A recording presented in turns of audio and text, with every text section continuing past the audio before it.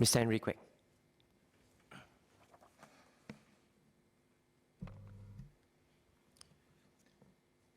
Mr. Deputy Speaker, democracy dies in darkness. This is an insightful slogan of Washington Post, a well-regarded US newspaper. The Washington Post recognizes that a democracy cannot survive and thrive without an informed public discourse informed by facts, truth, and transparency. Indeed, in the past few years, leading democracies have been hacked. The long list includes US, UK, France, Germany, Sweden, and Italy. These nations have been hacked by foreign powers and special interest groups who systematically inject fake news into the openness and the connectedness of many liberal democracies, so as to further their foreign agenda or narrow interests, and in certain instances, they have succeeded. Why do such concerted efforts frequently succeed even in mature democracies with well-informed electorates? We're beginning to benefit from new research on fake news. Dartmouth College recently analyzed the real and fake news consumption of thousands of adults in the lead-up to the 2016 US election. The research shows that most lies and false rumors go nowhere. However, the key researcher, Dr. Brandon, notes that social media companies have algorithms that, quote, dangerously effective at identifying memes that are well adapted to surviving, and these also tend to be rumors and conspiracy theories that are hardest to correct, unquote. In short, few pieces of fake news survive, but those that do go viral. We should not be surprised by the ingenuity of these algorithms, because social media companies have an overriding financial interest to keep us entertained and connected for as many hours a day as possible by delivering one dopamine dose, one newsfeed at a time. Fake news also thrive because of our psychological makeup.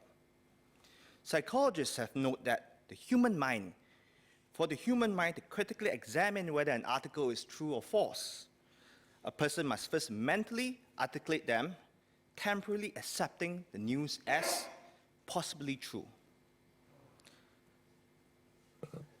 But even if our brains subsequently rule what we read as fake, our mind has already made a subconscious note of that, and this lingers in our mind longer than we think it does. Psychologists also believe that repetition matters. Merely seeing a newsfeed headlines many times, even if they are later debunked as fake news, make it more credible than it should. In short, even if we recognize news as fake, fake news can influence us subtly. People might speculate as to the reason for the Select Committee. In fact, it has been suggested that one of the reasons for convening this Select Committee is the petition process, which was initiated by some activists in relation to Parliament's consideration and evaluation and adoption of the Administrative of Justice Protection Bill in August 2016. But such speculation does not change the issue at hand. In view of the danger that certain state and non-state actors pose by weaponizing disinformation into fake news, I support the creation of the Select Committee on Deliberate Online Falsehoods. Beyond the formation of the Select Committee, I have two other suggestions. One, while the committee's work is critical, we should tackle the issue upstream by strengthening our people's understanding of how society works. Any country with an under-informed electorate has fertile grounds for fake news to thrive. And therefore, we must find more effective ways to keep our people well informed about the fundamentals of how our society works.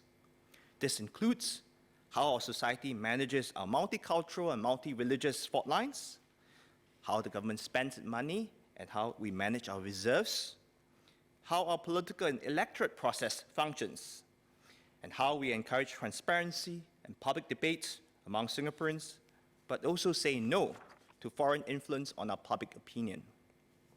A good way to start is to teach them in schools. Today, we already teach critical thinking in schools, and we do have social studies and national education. But more can and must be done. And so I agree with NMP Mr. Kwek Heng Leong's view on strengthening media literacy. 2, we should commission detailed and prolonged studies to understand how Singaporeans gather their views and how social media shape their views. When I meet young citizens, I sometimes ask them, how do they build their worldview and what is their source of news?